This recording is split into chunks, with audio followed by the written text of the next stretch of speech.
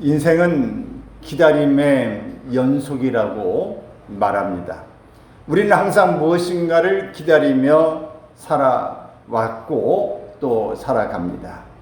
작게는 정류장에서 버스를 기다리거나 찻집에서 친구를 기다리고, 직장인들은 휴가를 기다리고, 입시생들은 합격자 발표를 기다리고, 신부는 결혼식 날을 기다리고, 임산부는 출산을 기다리고, 농부는 가을 추수를 기다리고, 노인들은 외지에 나가 있는 자녀들을 기다리고, 어부의 가족들은 고기잡이 나간 아빠가 무사히 돌아오기를 기도하며 기다립니다. 오늘 본문의 말씀은 기다림이 무엇인지를 깨닫게 해주는 제사장 사가랴의 이야기입니다. 그는 평생 동안 기다림으로 살았던 사람입니다. 그는 아비야 반열의 제사장이고 동정녀 마리아의 친척인 엘리사벳의 남편입니다. 사가랴는 하나님께 아들을 달라고 기도하며 기다렸습니다. 그러나 엘리사벳이 잉태를 못함으로 그들에게는 자식이 없었고 두 사람의 나이가 많았습니다. 그러나 그들이 기다리고 또 기다렸습니다. 문제는 이 기다림이 과연 가치 있는 기다림인가 하는 것입니다. 기다림에 지쳐서 회의와 의심이 올 때도 있기 때문입니다. 우리가 기도하다 보면 회의감이 오고, 누구와 약속하고 또 그 부분에 대해서 기다리면서 회의감을 갖게도 되고, 공부하면서 이게 될 것인가라고 하는 의심과 회의감을 갖기도 하고, 수많은 사람들이 이런 고민과 갈등을 반복하며 살아가고 있습니다. 제사장 사가랴는 하나님 앞에 의인이요 주의 계명과 규례대로 흠이 없이 행하던 사람입니다. 당시에 타락한 종교 지도자들과는 달리 신실한 믿음의 사람입니다. 그러나 사가랴는 하나님을 기다린다는 것이 무엇을 의미하는지 깨닫지 못했습니다. 우리가 의롭게 산다고 해서 다 모든 걸 깨닫고 모든 것이 잘 되고 모든 것에 대해 순탄하게 길을 가는 것만은 아니다 하는 것을 알 수 있습니다.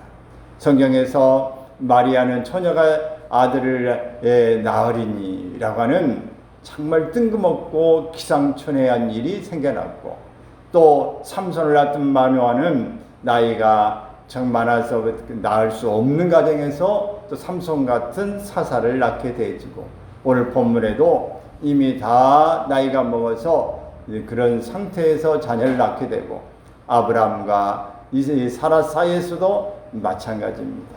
이렇게 모든 일들의 기다림이 무슨 의미가 있는가라고 하는 이런 강한 의구심을 가질 수도 있습니다.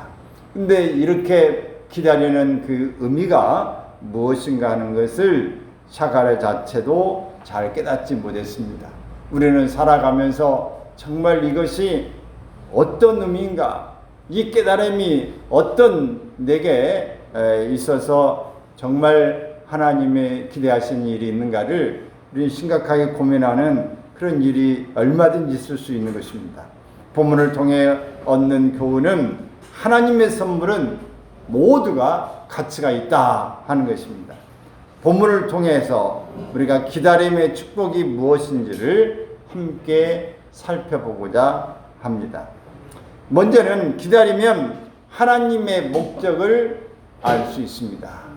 기다리면 보입니다. 5절에 보면 사가랴는 아비야 반열을 쫓는 제사장이었음을 알 수 있습니다.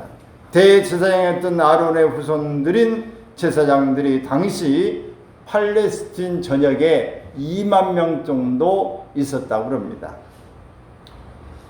그런데 다윗 시대부터 제사장들은 24반열로 나눴습니다. 예루살렘 성전에서 1년에 2차례씩 제사를 드리는 그런 제사장직을 수행했습니다. 1년에 2차례, 한 주간씩 제사장직을 수행한 것입니다. 그 24반열 가운데 이 아비야 반열은 8번째 반열에 속합니다. 사가랴는 이 반열에 속한 제사장이었습니다. 본문은 제사장 사가랴가 하나님을 섬기기 위해서 예루살렘에 가 있는 주간에 일어난 사건입니다. 매일 아침 저녁으로 한 명의 제사장이 백성을 대신하여 분향을 드리기 위해서 성전에 들어갔습니다. 그런데 그것은 사람 인원이 많기 때문에 언제 한 사람 이렇게 해서는 할 수가 없어요. 그래서 그 반열에 속한 사람이 순서가 되어졌을 때 제비를 뽑습니다.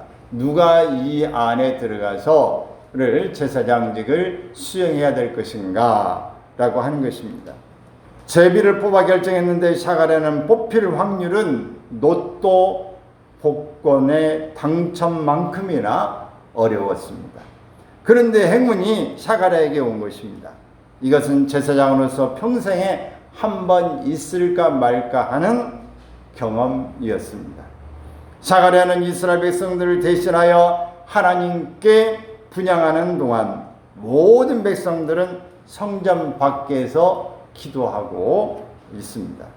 그때 천사가 나타나 향단 우편에 섰습니다.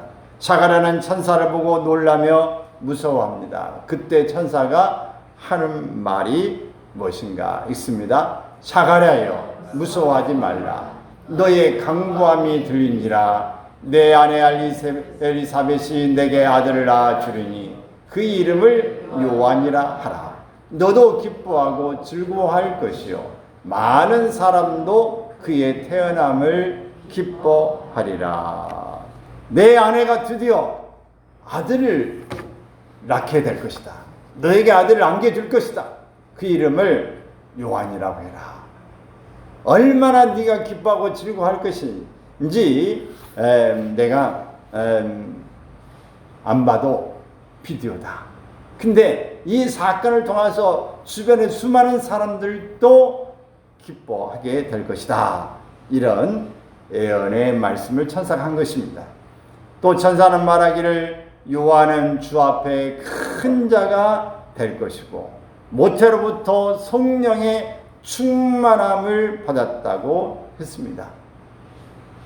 장차 메시아를 위하여 준비할 자라고 이렇게 전해주게 됩니다.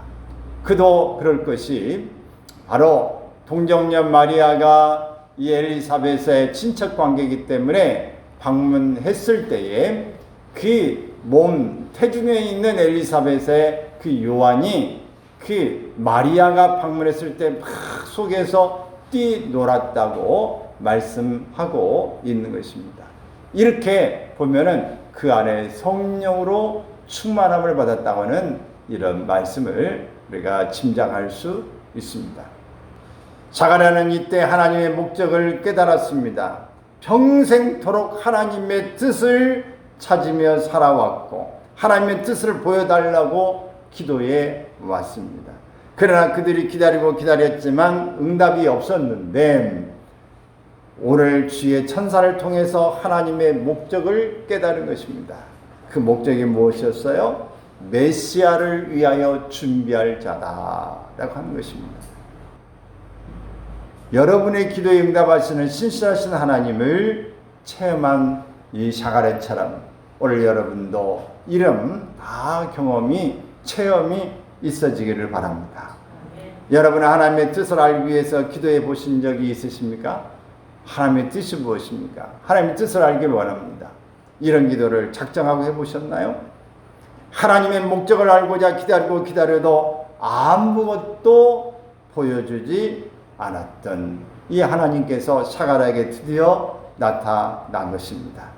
그러나 여러분 아무것도 보여주지 않는 그런 상황이 온다 할지라도 낙심하지 않기를 바랍니다.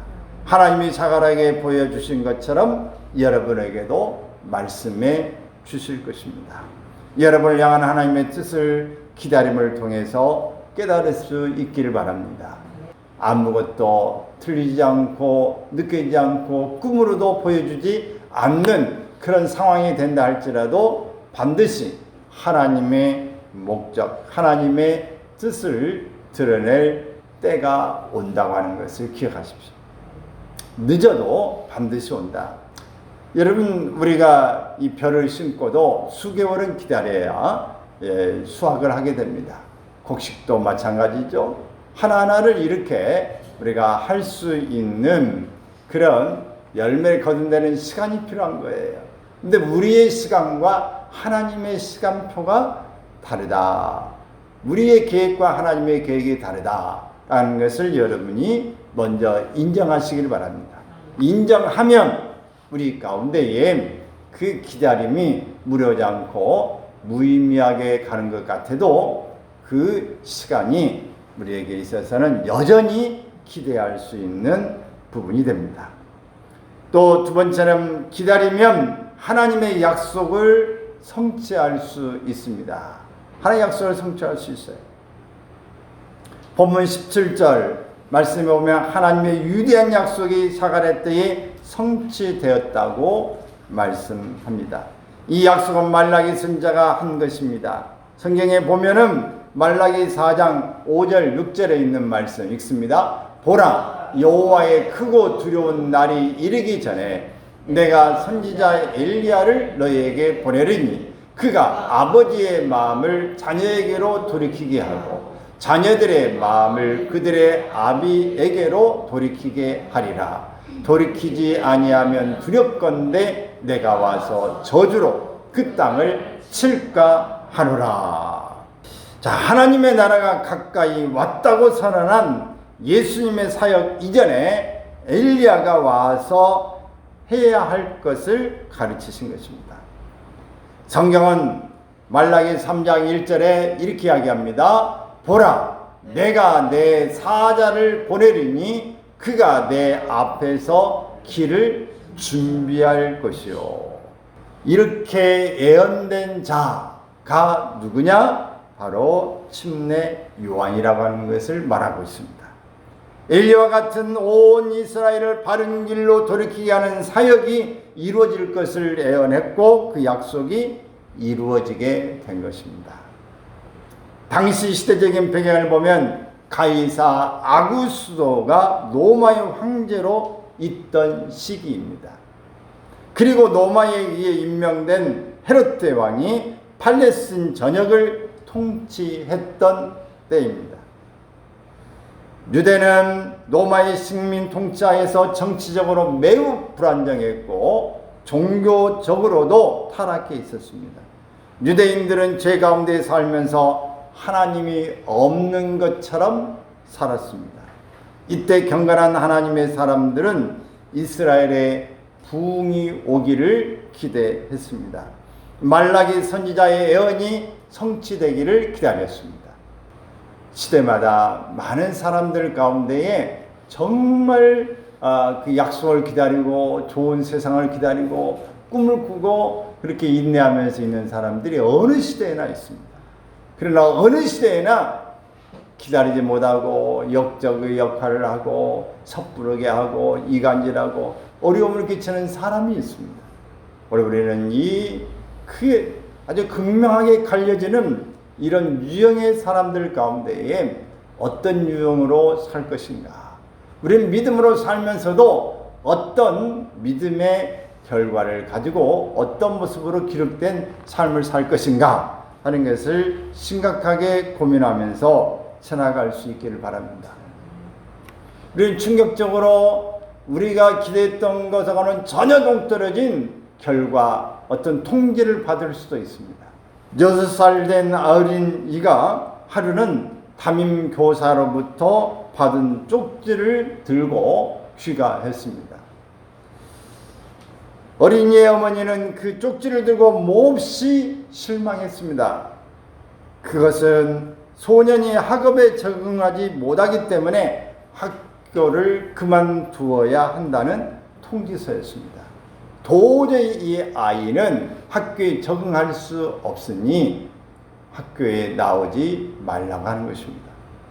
그러나 어머니는 소년을 명석한 아이로 인정하며 꿈과 힘을 심어 주었습니다. 이 소년이 훗날 발명가로 유명한 누굴까요? 에디슨이었습니다. 후에 에디슨은 말합니다. 어머니의 따뜻함과 격려가 나를 발명가로 자라게 했습니다. 여러분, 너무 똑똑하면 적응이 안 됩니다. 너무 모자라도 적응이 안 되지만 너무 똑똑해도 적응이 안 돼요. 사람은 그래서 중간만큼 되는 사람이 세상 사는 데는 무난합니다. 그래서 너무 여러분 똑똑한 사람 너무 부러워하지 않기를 바랍니다. 너무 이렇게 낮은 사람 무시하지 않기를 바랍니다.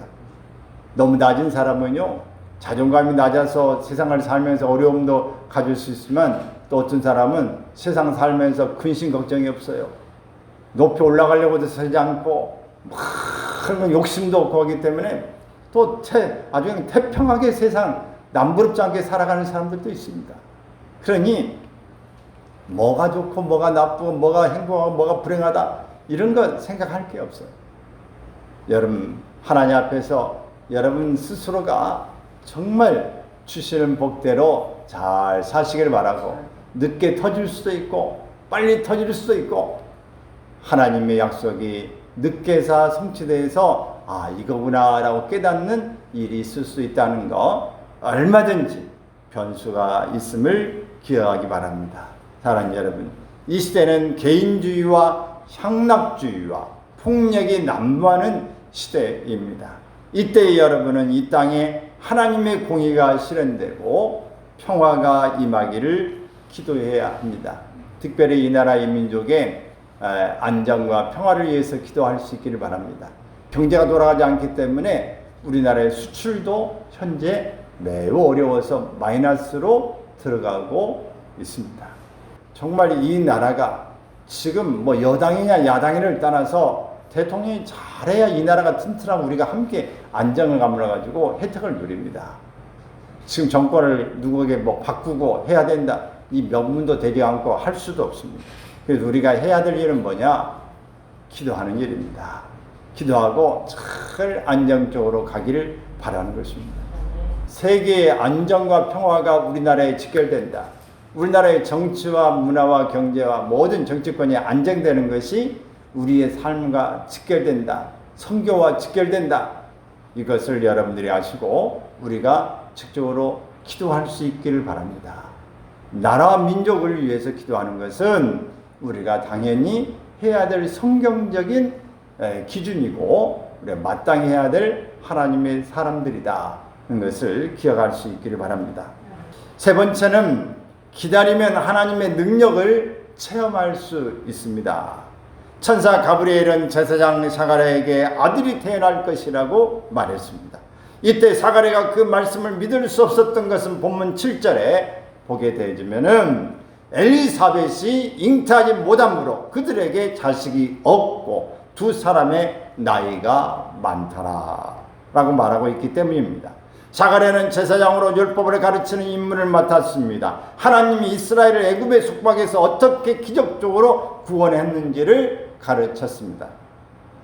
아브라함에게 이삭이 어떻게 기적적으로 출생했는지를 가르쳤습니다. 하나님이 한나에게 사무엘을 어떻게 기적적으로 주셨는지 가르쳤습니다. 다니엘을 사자굴에서 지켜주심도 가르쳤습니다. 그런데 사가랴는 천사의 말을 듣고 믿지 못했습니다. 여러분, 너무 아이러니하죠? 우리가 다른 사람을 가르치고 기적은 이렇게 일어납니다, 기도하면 응답됩니다 이렇게 말하는 그런 일에 정작 가르치는 목회자가 하나님의 기적을 믿지 못하고, 그렇게 기도하고 했던 기도 많이 하는 사람 권사나 장로가 믿지 못하고, 집사가 열심히 믿고 전도하겠는데 믿지 못하고, 이런 일들을 우리가 경험하지 않습니까? 열심히 학생들이 가르치는 선생님이 윤리도덕을 가르쳤는데 자신은 윤리도덕에 대해서 전혀 시행하지 못하고 있는, 믿지 않고 있는 일들이 있을 수 있습니다. 사가랴가 바로 이렇습니다. 자신에게 있어서 기도하고 그렇게 바랬는데 기적의 능력의 하나님을 가르쳤지만 천사가를 자신에게 아들을 주신다고 말씀을 할 때에 믿지 못했습니다. 사가랴는 천사에게 누가복음 1장 18절에서 이렇게 말합니다. 시작. 내가 늙고 아내도 나이가 많으니이다. 여러분 같으면 이 상황에서 어떻게 대답하겠습니까? 젊은 사람들만 쟁쟁한 경쟁에 뛰어들고 수업할 수 있고 일터에 갈 수 있는 그런 제한이 되어져 있는데, 나이가 먹어서 나는 그 속에 들어갈 수도 없고 공부할 수도 없고 도저히 합격할 수가 없는데 나보고 그 와서 일하라고 한다면 여러분 믿어지시겠습니까? 여러분 좀 경망스럽고 좀 충직한 그런 예를 듭니까? 라고 모르겠지만은 변사님 권사님에게 오늘 하나님께서 천사 나타나 내게 아들을 주겠다. 그 다음 어떻게 하겠어요? 아이고 흉측해라 망측해라. 이 세상에 무슨 이런 일이. 오늘 이 사가랴가 믿지 못했습니다. 막상 자신에게 기적적인 이 사건을 이야기해 줄 때 믿어지지 않는 것입니다. 이렇게 믿지 못하는 불신앙 때문에 아이가 출생할 때까지 사가랴는 벙어리가 되어야 했습니다. 그리고 요한이 태어남으로 불가능을 가능케 하신 하나님의 능력을 체험하게 된 것입니다. 여러분, 하나님 우리에게 주시는 일에 대해서 능력을 믿지 못하면 그 대가를 좀 치르고 가야 된다는 거 아시죠? 누가 말하는데 자꾸 믿지 못하면 좀 믿으라고. 믿으세요. 그게 계속 이야기하는데 못 믿어요. 그러면 어떻게 하겠어요? 그러면 네가 믿어질 때까지 그러면 좀 그 부모는 어떤 대가를 좀 치러가면서 있다가 결국은 확인하게 될 수가 생깁니다.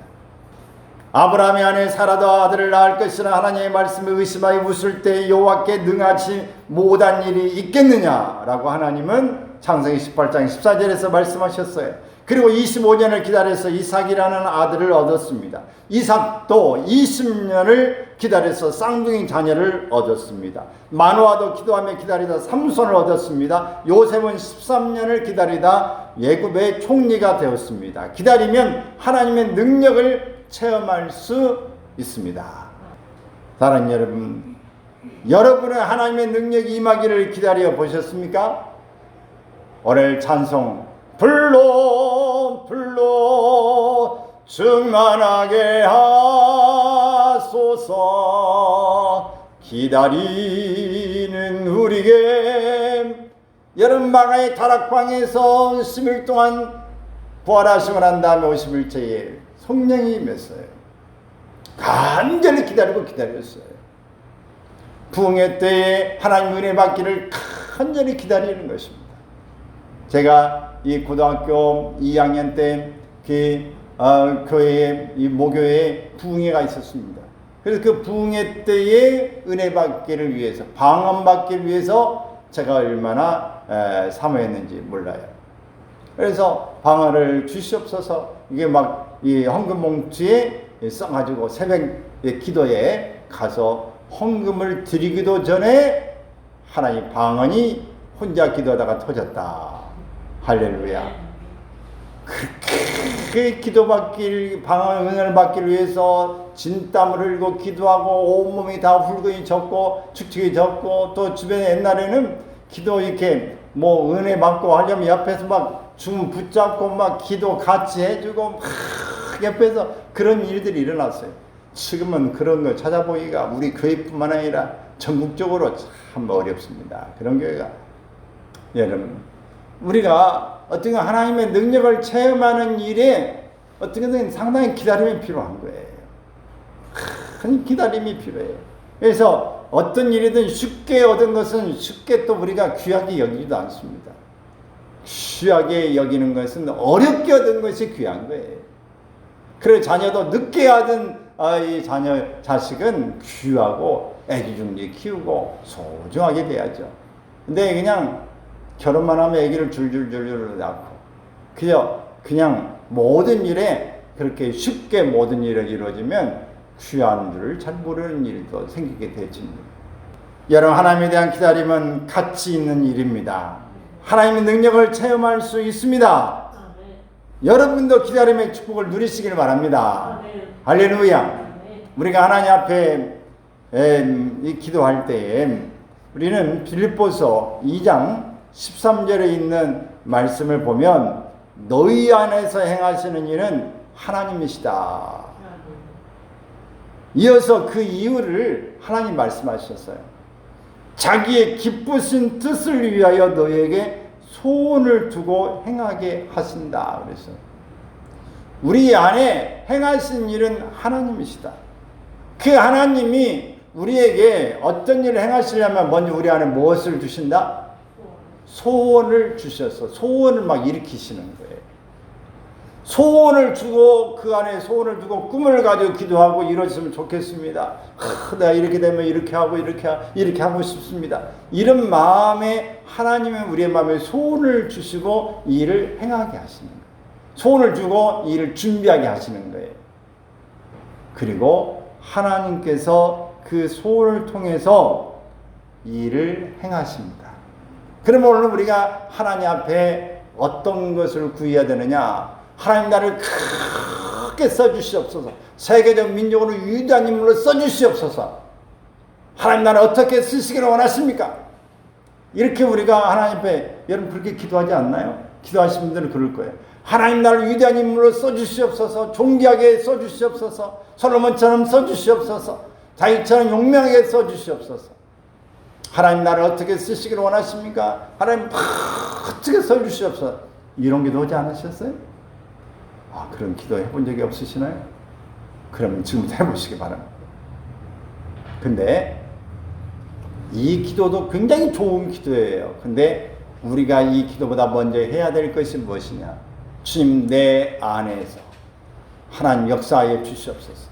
따라서 합시다. 내 안에서 역사하여 주옵소서. 내 안에서 행하시옵소서. 내 안에서 먼저 행해야 돼요. 하나님은 우리에게 원대한 계획을 가지고 계십니다. 하나님은 이미 우리 안에서 계획을 가지고 행하고 사실은 계세요. 근데 우리가 깨닫지를 못하고 있는 거예요. 우리가 눈에 보이지 않지만 우리가 이미 기도하고 있고 온다면 우리의 마음에 소원을 주신 거예요. 그리고 하나님이 그 소원을 두고 무엇을 이루어 가시느냐? 요셉에게도 다윗에게도 마찬가지 것처럼 하나님은 다윗에게 미리 기름을 부었어요. 그리고 이 사무엘을 통해서 너는 다윗의 왕으로서 내가 기름을 부었다고 말했는데 왕은 되지 않았어요. 그리고 다윗은 용맹하게 일을 했지만 쫓겨남을 당했고 외국에 망명을 하게 되었습니다. 수많은 시간이 지나면서 죽을 고비를 수없이 넘깁니다. 근데 하나님이 우리의 마음에 소원을 주시고 이미 왕이라고 말씀했지만 지금 뭐가 필요한가? 왕으로서의 제목이 필요한 거예요. 마음이 훈련되어지는 생각이 모두어지는 집중되는 시간이 필요한 것입니다. 여러분 하나님 우리의 마음에 소원을 주시고 일하는데 오늘 여러분 기도의 제목을 그렇게 가지세요. 하나님 내 안에서 일하시옵소서. 내 안에서 먼저 행하시옵소서. 내 마음에 소원을 주시옵소서.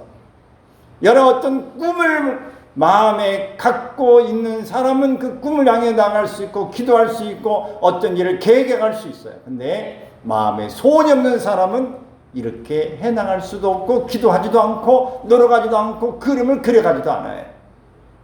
내가 그린 그림이 아니라 하나님이 내 안에 소원을 주시고 행하여 가시옵소서. 왜? 하나님 우리의 마음에 소원을 주신 이유는 뭘까요? 무엇을 위해서 하나님 우리의 마음에 소원을 주시고 행하여 가실까요? 하나님의 기쁘신 뜻을 위해서. 하나님의 기쁨의 뜻을 위해서 우리 안에 행함을 주시는 거예요. 우리 안에서 소원을 주시는 것입니다. 그러므로 오늘 우리가 하나님 앞에 하나님의 영광이 되고 하나님의 기쁨이 되기를 위해서 하나님 먼저 우리 안에 이 소원을 주시는 거예요. 여러분이 놓고 기도하시기를 바랍니다. 우리가 기다림, 먼저 소원을 가지고 기다려야 되는 거예요. 하나님의 약속을 보여잡고 기도하는 것입니다. 그러므로 여러분 하나님의 말씀을 보여잡고 기도할 수 있기를 바랍니다. 어제 전사님이랑 장로님 1시까지 일하시고 가셔서 아마 씻고 준비하다 보면 거의 2시 가까이 됐을 겁니다. 저도 뭐 준비하고 또 마무리하고 그러다 보니까 3시에 저도 3시에서 잠이 들었는데 여러분 우리가 하나하나 어떤 일을 할 때에 그 꿈을 가지고 생각을 가지고 우리가 어떤 일을 움직여 가게 되죠. 그냥 어떤 일이 이루어지고 그런 것은 없습니다. 다 어떤 분 어떻게 해야 되나, 하나님 어떻게 지혜를 가지고 어떻게 해야 됩니까? 어떤 용도로 어떻게 해야 됩니까? 라고 생각을 가질 때 그림이 그려지고 하나님이 지혜를 주시는 거예요. 나는 여러분 속에 다 하나님께서 여러분의 그림을 주시기를 바랍니다. 하나님 그렇게 기도하십시오. 그러면 여러분을 통해 반드시 하나님께서 큰 능력을 체험할 수 있게 하십니다. 하나님은 여러분에게 반드시 기다리는 자에게 하나님의 목적을 알게 하시고 이 목적을 통해서 여러분들 하나님의 약속을 성취해가게 되어질 것입니다. 그러므로 여러분들은 하나님 앞에 이미 뽑힌 대표 선수들입니다. 그러면 여러분을 통해서 가정에서 분명히 하나님의 목적을, 또 이 직장에서 주변에서 여러분을 통해서 일할 것이 있는 하나님의 계획이 있으심을 아시고 하나님의 기쁨을 되기 위해서, 하나님의 영광의 도가 되기 위해서 나는 대표 선수로 뽑힘을 받은 하나님의 자녀라는 사실을 잊지 않기를 주의 이름으로 축원합니다.